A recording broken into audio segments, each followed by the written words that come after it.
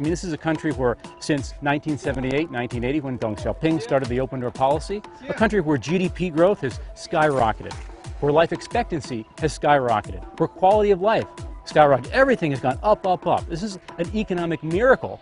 You know, those are measurable facts in a communist country brought about by capitalism. It's almost ridiculous to call China a communism country because the government is the biggest capitalist in the world. I never look at China as a communist nation. I don't even ever use the word.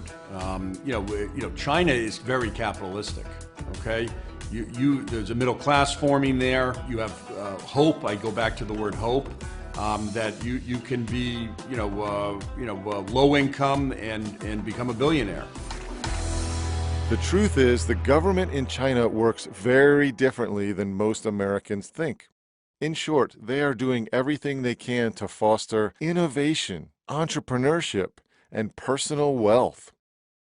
Here's a great example of how the Chinese government has worked with private businesses to develop something that is light years ahead of what we have in America.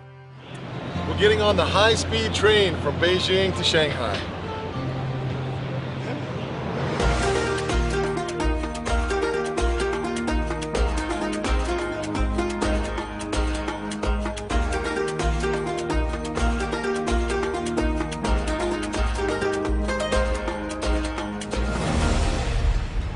So here we are experiencing another of the wonders of Chinese technology and innovation. We're traveling on the bullet train going 350 kilometers an hour right now.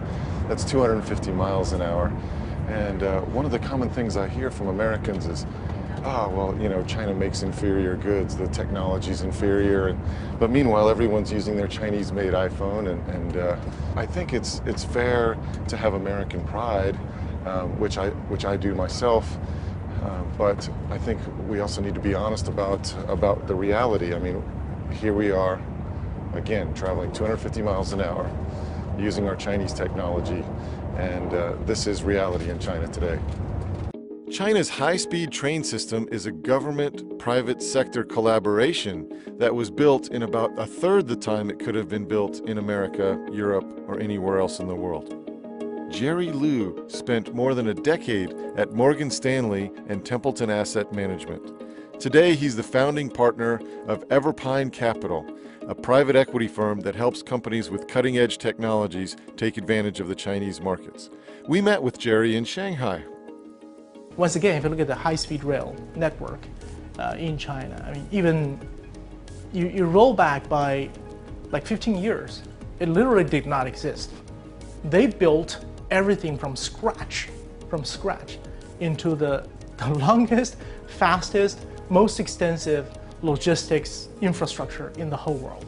I think the high-speed rail network is really changed that country and allowing people to move in and out of cities quickly, but also be able to have access to major cities to work, but be allowed to live in second and third tier cities for more affordable housing.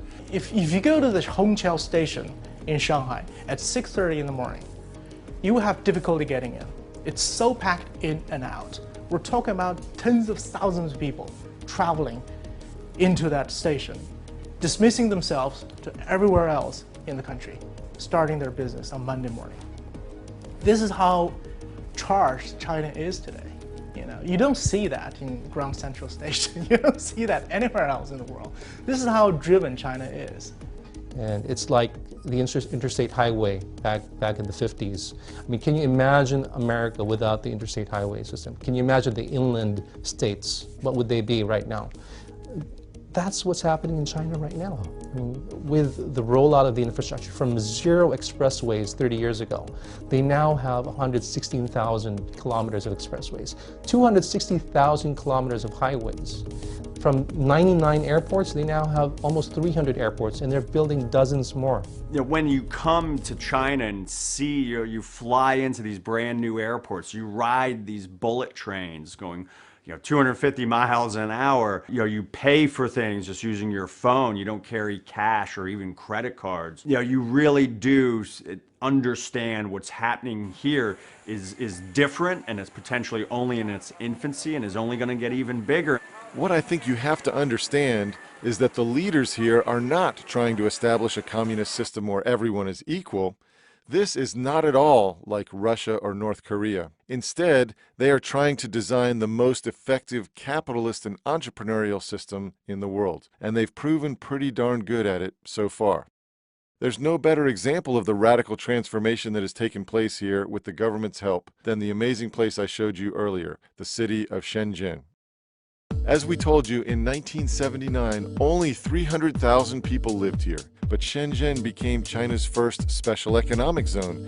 It's gone from a backwater village to the most important tech manufacturing center on the planet, with a population that's about the same size as America's two biggest cities, LA and New York, put together. It's home to 1,500 research and scientific institutions. It's not just making t-shirts and training shoes, it's some of the highest tech companies in the world. Shenzhen is one of the big reasons why, in mid-2018, for the first time ever, Chinese companies attracted more venture capital than American companies. And although the mainstream press almost never tells this story, the money is clearly flowing to China. When you take a quick look at what's happening in Shenzhen, it's easy to see why. Today, just this one Chinese city, which most Americans have never even heard of and basically didn't even exist 40 years ago, is home to the world's third biggest internet company. It's bigger than Facebook or Netflix. The world's biggest maker of drones, DJI. The world's biggest maker of plug-in electric cars. No, it's not Tesla, it's BYD. And the world's biggest telecom equipment company. It's Huawei, which is 3 times bigger than Sweden's Ericsson. Many, including the Wall Street Journal, have referred to Shenzhen as Silicon Valley of the East. But in many ways, it's actually much more advanced and more sophisticated. Shenzhen has the world's largest metro line and the world's first all-electric bus fleet.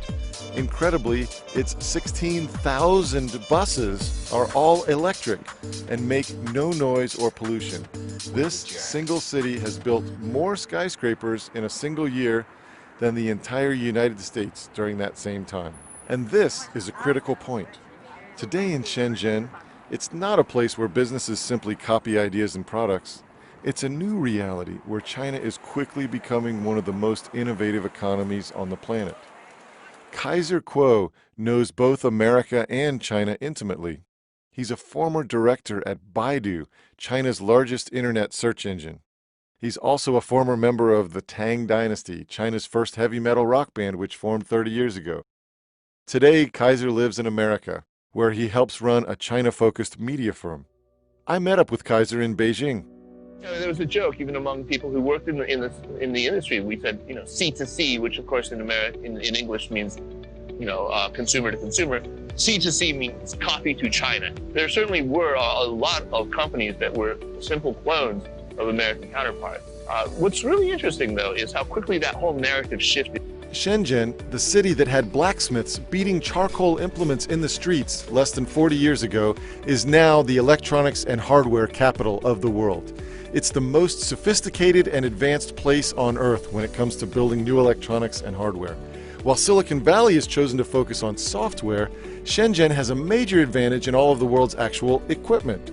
That's why Apple has set up its latest R&D center here. IBM is here.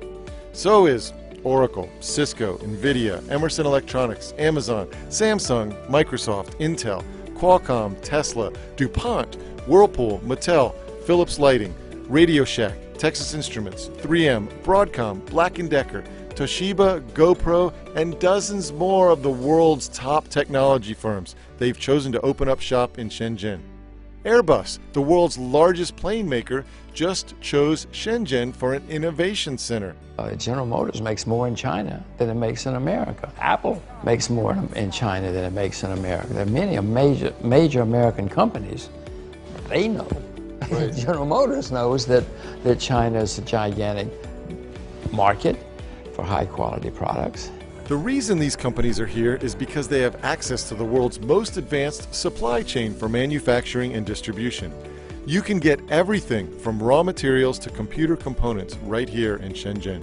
It has become really the epicenter for all global high-tech manufacturing. It is where the supply chain sits. I'm not in Palo Alto calling across time zones, using online translation, trying to talk through these things that, where the back and forth is taking weeks. Right. It's an immediacy that is a tremendous advantage. And when the United States stopped manufacturing things, I think it surrendered a lot of its advantage in that way.